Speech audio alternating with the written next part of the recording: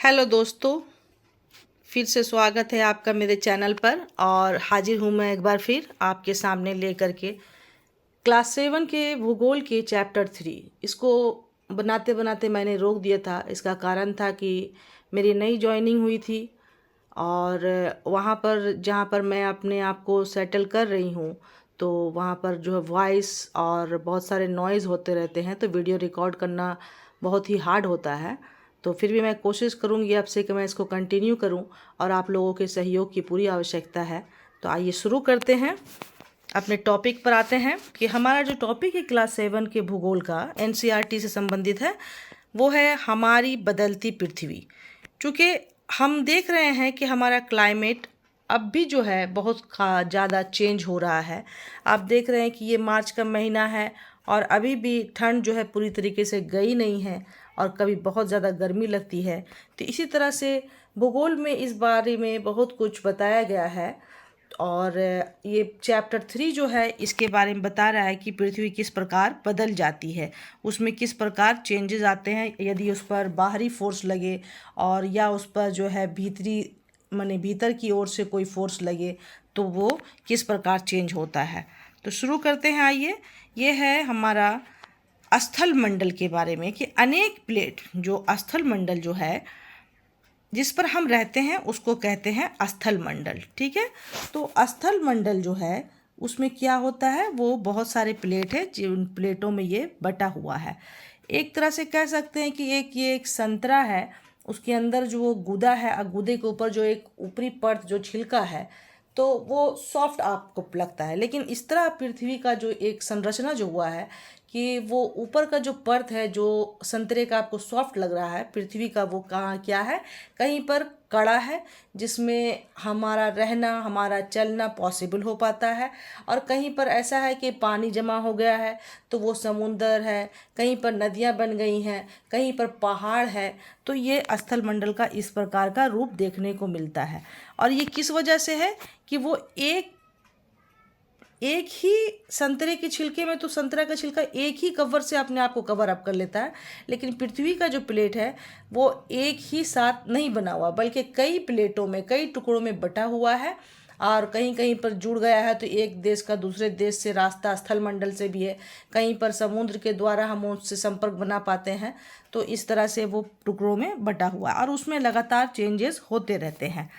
तो यहाँ पर ये है कि वो प्लेट कहलाते हैं और प्लेट हमेशा क्या धीमी गति से चारों तरफ घूमती रहती है, कभी इस तरफ कभी उस तरफ, इस तरह से सरकती है।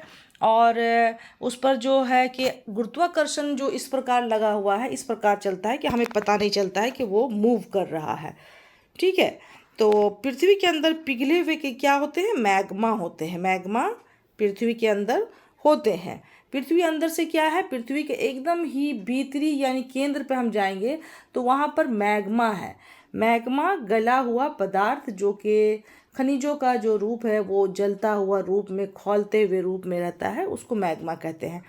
और ये क्या है, वृत्तीय रूप में घूमता है, गोल गोल घूमता है, जैसा कि क्रियाकलाप मतलब दिखाया जाता है। ये यहाँ पर एक दिखाया गया है, ये एक प्रैक्टिकल करके दिखाया गया है कि एक बीकर लेते हैं, उसमें पानी भरते हैं और नीचे में उसके जो है आग जो है प्रज्वलित करते हैं और उस बीकर के अंदर क्या करते हैं, हम उस बीकर के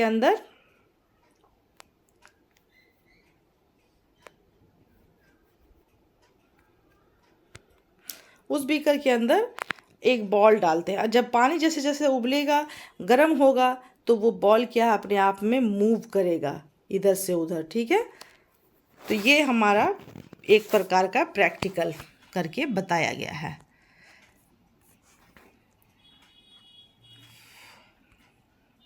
तो आगे बढ़ते हैं कि प्लेट की जो इस गति के कारण पृथ्वी की सतह पर क्या होता है, परिवर्तन होने लगता है और पृथ्वी की गति को उन बलों के आधार पर विभाजित किया जाता है जिनके कारण ये गतियाँ उत्पन्न होती है। ठीक है,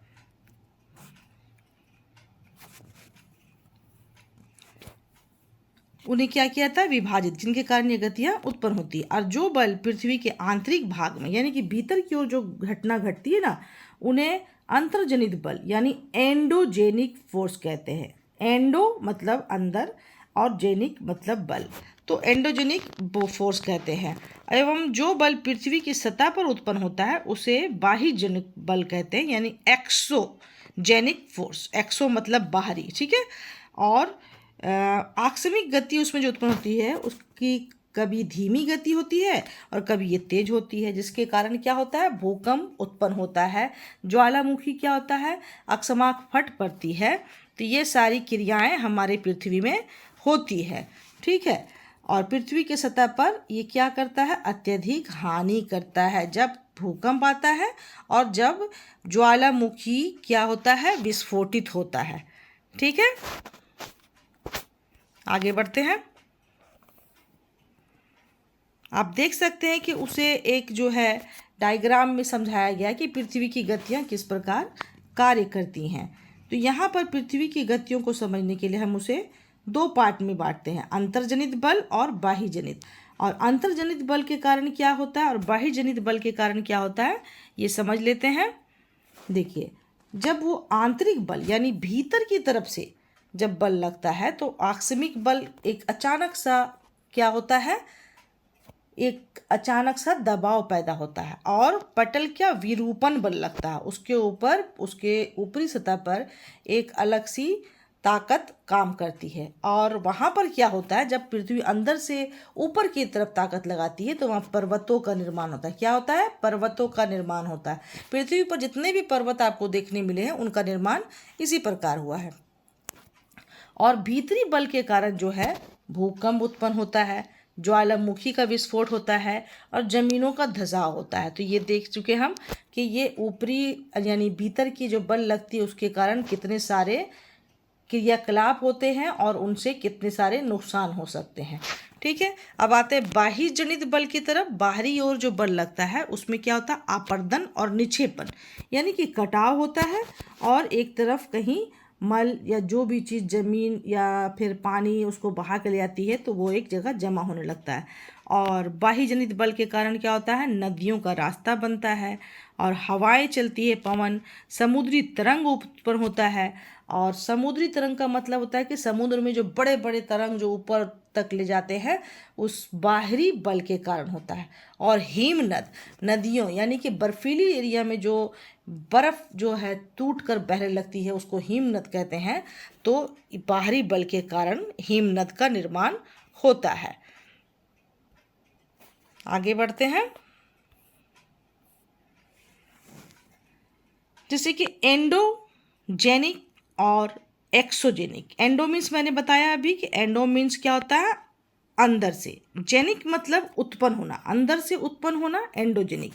एक्सो मीन्स बाहर से और जेनिक मीन्स उत्पत्ति यानी कि बाहर से जो उत्पन्न होता है। तो ये हो गया एंडोजेनिक और एक्सोजेनिक। अब आते हैं कि ज्वालामुखी जो है भूप्रपटि पर खुला एक ऐसा छिद्र है। क्या है ज्वालामुखी, ये देखिए, ये ज्वालामुखी की तस्वीर है। ये देख रहे हैं कि ज़मीन पर जब इस तरह का ज्वालामुखी रहता है उसमें यहाँ पर जो है ये एक जो है खुला हुआ मुंह बना रहता है और इसके अंदर जो क्या होता है, पिघले हुए पदार्थ होते हैं जो जब भीतरी दबाव जब बढ़ता है और ये मैग्मा जब खौलने लगती है तब ये ऊपर की ओर बढ़ती है धीरे धीरे और यहाँ से बाहर निकलती है, ठीक है। तो उसमें गैस और राख होता है और इसी मुंह को क्या कहते हैं, ये जो खुला हुआ मुंह इसको कहते हैं क्रेटर। और ये जो जगह जगह फट के जब ये अपना रास्ता बनाता है इसको कहते हैं निकास। और ये जो बाहर निकलता है इसको कहते हैं लावा, ठीक है। और ये ज़मीन का हिस्सा जो है ये प्रॉपर्टी है, ये प्रॉपर्टी। और ये उसका जो भीतर का हिस्सा है जो लावा के करीब रहता है उसको मेंटल कहते हैं, ठीक है। तो इतनी सारी बातें हमें इस बारे में पता चल रही है। आगे बढ़ते हैं। अब यहाँ पर एक प्रैक्टिकल करने के लिए या एक क्रियाकलाप के बारे में बताया गया है कि एक बर्तन लें और उस जल से भरकर ढक्कन से बंद कर दें, ठीक है। बर्तन को जल से भरकर बंद कर दें और उसे गर्म करने के लिए स्टोव पर, चूल्हा पर, जिस पर चाहे रख दें। और उस ढक्कन के ऊपर मटर है, चम्मच है, मोती है या कोई भी जैसी चीज़ है उसके ऊपर रख देते हैं। तो जब वो पानी खौलता है ना वो बर्तन के अंदर, तब क्या होता है, ढक्कन उसके अंदर कंपन करने लगता है, हिलने लगता है। और कंपन जब करता है तब क्या होता है, उसके ऊपर ढक्कन के ऊपर रखा हुआ मटर, चम्मच, मोती, वो सब भी अपने आप हिलने लगती है और थोड़ी थोड़ी अपनी जगह को बदलने लगती है। तो इससे क्या होता है, ध्वनि उत्पन्न होती है। इसी प्रकार जो है जब भूकंप आता है तो ऐसे ही क्रियाकलाप धरती के ऊपर भी होती है। ठीक है, इस प्रैक्टिकल से ये पता चलता है कि जब भूकंप आता है तो ऐसा ही कुछ धरती के ऊपर भी होता है। ठीक है, अब यहाँ है कि इस प्रकार स्थल मंडलीय प्लेटों की गति करने पर पृथ्वी की सतह पर कंपन होता है। ठीक है, और ये कंपन पृथ्वी के चारों ओर गति कर सकता है। जो कंपन जो होता है ना, वो एक जगह नहीं रहता है, बल्कि वो कभी इधर कभी उधर भागता है, मूव करता है, और इस कंपन को भूकंप कहते हैं।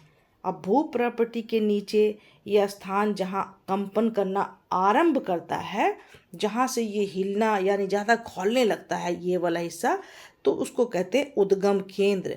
उद्गम केंद्र के भू सतह पर उसके निकटतम स्थान को अधिकेंद्र कहते हैं। ठीक है, और अधिकेंद्र के निकटतम भाग को सर्वाधिक हानि होती है। अधिकेंद्र के निकटतम भाग को सर्वाधिक हानि होती है, और अधिकेंद्र से दूरी बढ़ने के साथ भूकंप की तीव्रता धीरे धीरे कम होती है। यानी कि जहाँ पर भूकंप का केंद्र शुरू होता है वहाँ पर क्या होता है, वहाँ अधिक हानि होती है। ये जैसे कि इस पिक्चर में देख रहे हैं कि ये जो क्षेत्र है ये क्या है, ये अधिकेंद्र है। यहाँ पर नुकसान ज़्यादा होता है। अगर उस जगह में कोई घर है या फिर उस जगह में कोई मनुष्यों के रहने की जगह है तो वहाँ सभी कुछ है, स्कूल है, कॉलेज है, हॉस्पिटल है, तो वहाँ नुकसान ज़्यादा होता है। और धीरे धीरे जब ये कंपन बढ़ते हुए आगे बढ़ता है ना, तो नुकसान उस कम होता जाता है। वहाँ तक एहसास तो होता है लेकिन वो नुकसान का जो आसार है कम होता है। ठीक है, इसको अधिकेंद्र कहते हैं, और इसके जो है दूरी के हिस्से को क्या कहते हैं, इसको कहते हैं उद्गम केंद्र और अधिकेंद्र। ठीक है, उद्गम केंद्र ये हो गया आपका, ये हो गया उद्गम केंद्र, और ये हिस्सा जो धीरे धीरे बढ़ रहा है ये अधिकेंद्र हो गया। ठीक है, आगे बढ़ते हैं। अब यहाँ पर एक चार्ट है जो भारत में आए हुए भूकंप के बारे में हमें बताता है कि ये भूकंप कैसी थी।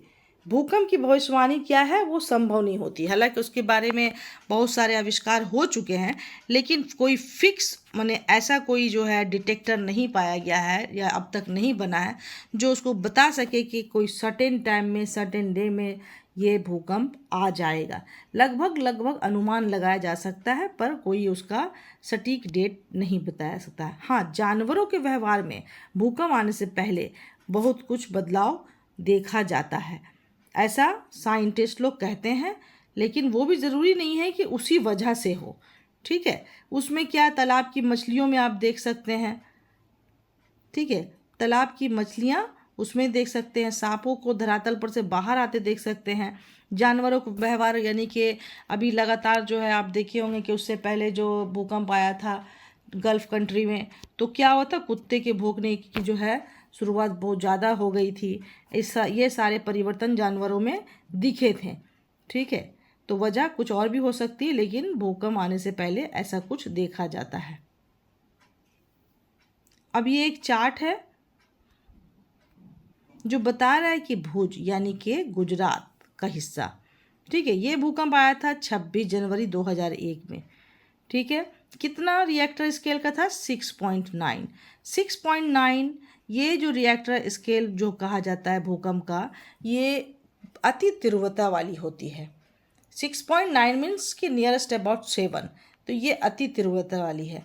इसके नुकसानात जो हुए, इसके जितने भी नुकसान देखे गए, इससे क्या है, स्कूल जो है बहुत अधिक प्रभावित हुआ था। उसमें 971 छात्र और 31 शिक्षकों की मौत की आशंका। ठीक है, भुज में जो राहत सामग्री जो पहुंचाई जा रही थी उसमें बहुत दिक्कत आया। भुज की तबाही से क्या हुआ था, फ़ोन लाइन ख़राब हो गया था, जल पाइपलाइन ख़राब हो गया था, जो बिजली का स्टेशन था वो सारी चीज़ें अवरुद्ध हो गई थी। शहर में क्या हुआ था, आग लग गया था। कहीं बिजली जो है अचानक से जो भूकंप आया तो क्या हुआ कि तार जो है कहीं गिर गया, उससे आग लग गया, या फिर कहीं चूल्हा जो है जला हुआ था वो एक दूसरी चीज़ों पे पड़ गया तो उससे आग लग गई। अच्छा, आपातकाल की घोषणा करनी पड़ी। इतनी बुरी भयावह स्थिति हो गई थी कि राज्य सरकार को उससे सरकार से जो है केंद्र सरकार से मदद मांगनी पड़ी थी और राष्ट्रपति ने आपातकाल की घोषणा की थी। ये कब आया था? 26 जनवरी 2001 में। कितने रिएक्टर स्केल का था? 6.9 का था।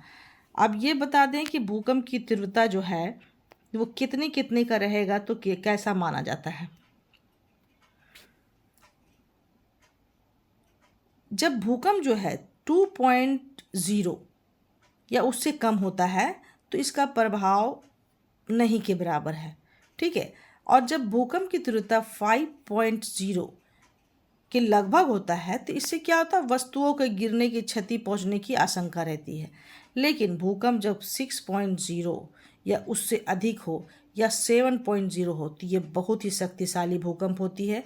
इससे सर्वाधिक नुकसान होता है।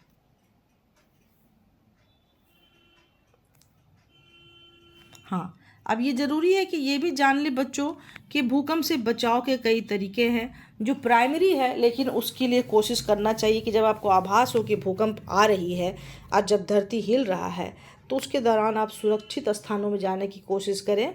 क्या करें कि रसोई का जो काउंटर होता है उस पर चल जाएं, मेज या टेबल के नीचे छिप जाएं, ठीक है। दीवार के अंदरूनी कोने में रहें ताकि अगर कुछ गिरे तो वो सामने गिरे, कोने के साइड में सामान या कोई चीज़ कम गिरती ताकि आपकी जान सुरक्षित रह सके, ठीक है। खिड़कियां, दर्पण, तस्वीर फ्रेम के पास क्या है वो उसके करीब ना जाए क्योंकि अचानक से वो टूटेगा उस कंपन से तो आप तक आ सकता है, ठीक है। ये चीज़ें आप कर सकते हैं।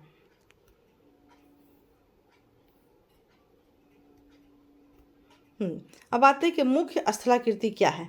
अपक्षय एवं आपर्दन नामक दो प्रकार का दृश्य भूमि लगातार विघटित होती रहता है। अपक्षय और आपर्दन। पृथ्वी की सतह पर शैलों के टूटने से अपक्षय की क्रिया होती है। जो पत्थर टूटते फूटते हैं उसमें क्या होता है? अपक्षय की क्रिया होती है। भूदृश्य पर जल, पवन, हिम जैसे ऐसे घटक होते हैं जिनसे आपर्दन होता है। वायु, जल आदि आपर्दित पदार्थ को एक स्थान से, वायु और जल ये क्या है? जब हवा चलती है तो एक स्थान से दूसरे स्थान में क्या होता है? छोटे छोटे कण भी उड़ के जा सकते हैं, बालू उड़ते हैं ना। और जल भी जब बहुत तेजी से बहता है तो उसके साथ बड़े बड़े चट्टान को भी बहा के ले जाता है। अब फलस्वरूप एक स्थान पर जाके क्या होता है? जमा होता है, निक्षेपित होता है। आपर्दन एवं निक्षेपण का ये प्रक्रम पृथ्वी की धरातल पर विभिन्न स्थलाकृतियों का निर्माण करता है। जब ये प्रक्रिया धीरे धीरे एक ही स्थान से दूसरे स्थान तक होती रही लगातार तो क्या होता है? एक नवीन स्थलाकृति का निर्माण होता है। अब नदी के कार्य देख लें कि नदी के जल से दृश्य भूमि का अपर्दन होता है। जब नदी किसी खड़े ढाल वाले स्थान से अत्यधिक कठोर शैल या खड़े ढाल वाली घाटी में गिरती है तो यहाँ क्या बनता है? जलप्रपात यानी कि झरना बनता है। अब देख सकते हैं कि विश्व में ऐसे कई झरने हैं जिनको हम जान सकते हैं कि बहुत ही बड़े झरने हैं। जैसे कि अमेरिका, सबसे ऊंचा जलप्रपात कहाँ है? अमेरिका का वेनेजुएला का एंजल जलप्रपात। अन्य जलप्रपात क्या है? उत्तरी अमेरिका में कनाडा तथा संयुक्त राज्य अमेरिका की सीमा पर स्थित नियाग्रा। ये तीनों ही विश्व के बड़े बड़े झरने हैं। एक है एंजल जलप्रपात, दूसरा उत्तरी अमेरिका में है और कनाडा तथा संयुक्त राज्य अमेरिका की सीमा पर स्थित नियाग्रा जलप्रपात। और अफ्रीका में जाम्बिया एवं जिम्बाब्वे की सीमा पर स्थित विक्टोरिया। जाम्बिया और जिम्बाब्वे की सीमा पर क्या है? विक्टोरिया, ठीक है। ये मुख्य जलप्रपात विश्व के हैं। अब ये देख ले कि जब नदी मैदानी क्षेत्र में प्रवेश करती है, देखिए मैदानी क्षेत्र में प्रवेश करती है तो मोड़दार मार्ग, मतलब कि ये इस तरह से जिग जैग बनाती है, सर्पिल जैसा, तो मोड़दार मार्ग बहने लगती है। नदी के इन्हीं बड़े मोड़ों को विसर्प कहते हैं। क्या कहते हैं? विसर्प, क्योंकि देखने में देखते हैं कि सांप के चलने के जैसा ये दिखता है तो इसको विसर्प कहते हैं। विसर्पों के किनारों पर लगातार अपर्दन, और ये जो किनारे किनारे जगह है ना, यहाँ पर हमेशा अपर्दन निक्षेपण होते रहता है। विसर्प लूप के सिरे निकट आते जाते हैं। समय के साथ विसर्प लूप नदी से कट जाते हैं और एक अलग झील बन जाते हैं, ठीक है। धीरे धीरे क्या होता है? ये विसर्प जो है जा कर के लास्ट तक जा कर के समुद्र से कट जाते हैं और एक झील में बन जाता है जिसे क्या कहते हैं? चाप झील कहते हैं। कभी कभी नदी अपने तटों से बाहर बहने लगती है, फलस्वरूप निकटवर्ती क्षेत्रों में क्या होता है, कभी कभी पानी जब बहुत आता है मौसम में, जब मानसून आता है तो ये पानी यहाँ से ऊपर निकल करके बाहर आने लगती है और क्या होता है, बाढ़ आ जाता है। और यहाँ पर क्या होता है, इन जगहों पर नए नए बालू का क्या होता है, जमाव होता है। और ऐसी मिट्टी पदार्थों को अवसाद कहते हैं। इससे समतल उपजाऊ बाढ़ का मैदान, इससे समतल उपजाऊ बाढ़ का मैदान बनता है। ठीक है। और उत्थित तटों को तटबंध कहते हैं। समुद्र तक पहुँचते पहुँचते नदी का प्रवाह धीमा हो जाता तथा नदी अनेक धाराओं में विभाजित हो जाती है। ठीक है। और जिनको वितरिका, जब वो नदी जो है कई रास्तों में इस प्रकार अपनी रास्ता बदल देती है, कई रास्तों में बहने लगती है, तो इनको कहते हैं वितरिका। ठीक है। और यहाँ नदी इतनी धीमी हो जाती है, जब वो यहाँ तो अपने पूरे उफान पे थी, एक रास्ता था, वो एक में थी।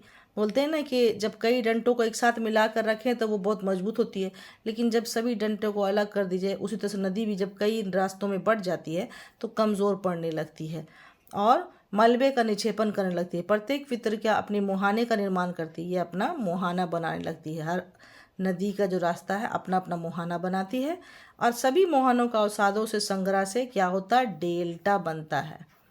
ठीक है। अब जो है बात करते हैं समुद्री तरंग के बारे में। समुद्री तरंग के अपर्दन एवं निक्षेपण तटीय स्थलाकृतियां बनाते हैं।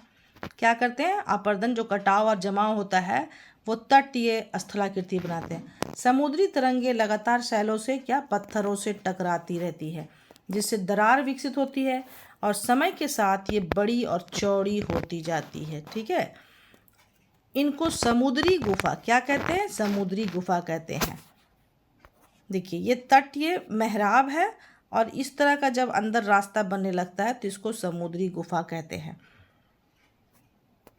और लगातार अपर्दन से छत को भी तोड़ देता है। और केवल क्या होता है, समुद्र का पानी बार बार टकराता है तो ये ऊपरी हिस्सा को तोड़ता चला जाता है, जो बड़ा होने लगता है। और दीवार जैसी इन आकृतियों को स्टैक कहते हैं। क्या कहते हैं, दीवार जैसी इन आकृतियों को स्टैक कहा जाता है। और समुद्र जल के ऊपर लगभग ऊर्ध्वाधर उठे हुए ऊंचे शैलीय तटों को समुद्र भृगु कहते हैं। समुद्री तरंगे किनारों पर अवसाद जमा कर समुद्री पुलीन का निर्माण करते हैं। क्या करते हैं, समुद्री जल के ऊपर ऊर्ध्वाधर उठे हुए ऊंचे शैलीय तटों के समुद्री भृगु कहते हैं। और समुद्री तरंगे किनारों पर क्या करते हैं, अपने अवसाद को जमा करते हैं और समुद्री पुलीन का निर्माण करते हैं। आइए हिमनद के बारे में पढ़ लेते हैं कि अब हिमनद क्या करता है। हिमनद जो क्या है, हिमानी बर्फ की नदियाँ, जैसे इस तरह से जो पहाड़ों पर जो है तापमान कम होने से बर्फ़ जमने लगता है। ठीक है। और यहाँ हिमनद जब ढलान की तरफ आता है तो कठोर चट्टानों से गोलाश्मी मिट्टी और पत्थरों को क्या होता है, अपर्दन कटना शुरू होता है। तो ये मिट्टी या पत्थरों से भूदृश्य का अपर्दन करती है। हिमनद गहरे गर्तों को निर्माण करते हैं। क्या करते हैं, गहरे गर्तों का निर्माण करते हैं। और पर्वतीय क्षेत्र में बर्फ़ पिघलने से, ये जो बर्फ़ पिघलने के लगती है और जब आगे बढ़ती है तो वे सुंदर सुंदर झील का निर्माण करते हैं। हिमनद के द्वारा लाए गए पदार्थ जैसे छोटे बड़े शैल यानी पत्थर, रेत, तलछट मिट्टी निक्षेपित होते हैं। ये निक्षेप हिमनद या हिमोड़ कहलाते हैं या हिमोड़ का निर्माण करते हैं। अब पवन के कार्य को देख लेते हैं। जैसे रेगिस्तान है, ये रेगिस्तानी इलाका है और ये जो इस तरह से जो ऊपर ऊपर उठा हुआ पहाड़ का हिस्सा ऐसे दिख रहा है, इसको क्या कहते हैं, टिब्बे कहते हैं, बालू का टिब्बा। रेगिस्तान जो है पवन आपर्दन निक्षेपण का प्रमुख कारण है। हवा के चलने से और पहाड़ों के कटने से छोटे छोटे टुकड़ों में बट करके उसका जब बहा करके हवा उसको लेके आती है और कहीं पर जमा करती है तो रेगिस्तान का निर्माण होता है। रेगिस्तान में छत्रक के आकार का शैल देख सकते हैं। ठीक है, छत्रक का आकार, ये छत्रक के आकार का शैल है। अच्छा, तो ये पवन शैल के ऊपरी भाग की अपेक्षा निचले भाग को आसानी से काटती है। जो हवा जब चलती है तो ऊपरी भाग को नहीं, नीचे वाले हिस्से को ज़्यादा काटने में हवा को सुविधा होती है और वो आसानी से कटता है। इसलिए शैल के आधार संकीर्ण और शीर्ष विस्तृत होते हैं। पवन चलने पर ये अपने साथ रेत को एक स्थान से दूसरे स्थान पर पहुंचाती है। जब पवन का बहाव रुकता है तो ये रेत गिरकर छोटी पहाड़ी बनाती है। इनको क्या कहते हैं? बालू का टिब्बा कहते हैं। और जब बालू का कण महीन एवं हल्के होते हैं तो वायु उनको उठाकर क्या करती है? अधिक दूर तक ले जा सकती है। ठीक है, जब ये बालू कण विस्तृत क्षेत्र में निक्षेपित फैल जाते हैं तो इनको लोएस कहते हैं। और चीन में विशाल लोएस का निक्षेप पाया जाता है, यानी विश्व में चीन में जो है विशाल लोएस का निक्षेप पाया जाता है।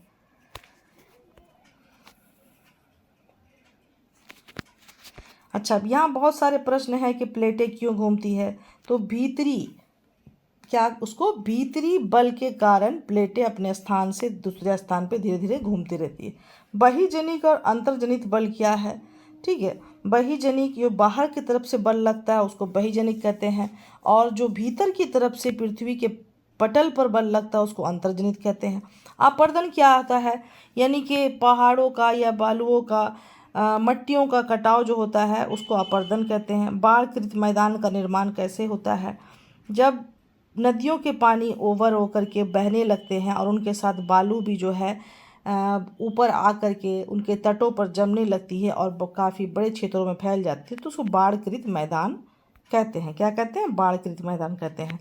बालू का टिब्बा क्या कहते हैं? जब हवा चल करके रेगिस्तानी एरिया में जो है एक छोटे छोटे पहाड़ी नुमा जब बालू जमा होती हैं ऊंची ऊंची टाइप से तो उसको बालू का टिब्बा कहते हैं।